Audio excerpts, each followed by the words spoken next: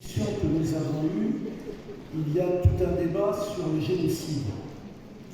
Étant moi-même juif, j'aime pas le négationnisme. Je pense qu'aujourd'hui on ne peut pas faire de négationnisme sur le fait qu'il y ait un génocide à Gaza.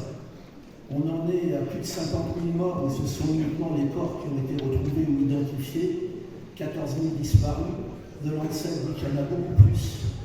On a des dirigeants israéliens qui ont appelé à tuer les femmes et les enfants. 70% des morts sont des femmes et des enfants. Il y a eu des attaques contre les hôpitaux, contre les journalistes.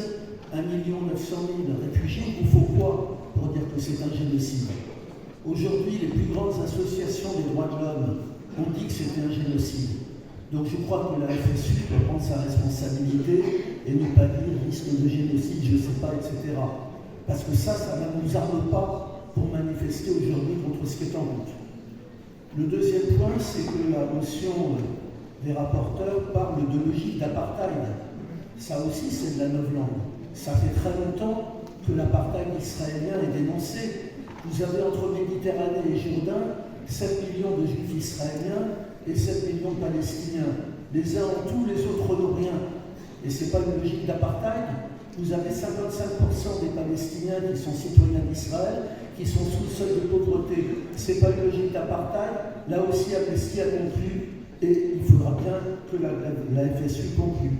Enfin, sur BDS, les initiales, c'est boycott des investissements sanctions. Dans l'amendement que nous déposons, nous essayons d'expliquer pourquoi il faut dire ce qu'est le BDS. Entre autres, le deuxième point du BDS, il dit l'égalité des droits entre tous les habitants de la région.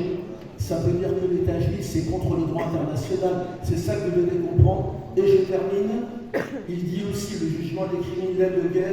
Il dit le droit au retour des réfugiés. Parce que le crime fondateur, ça a été de faire des Palestiniens un peuple de réfugiés.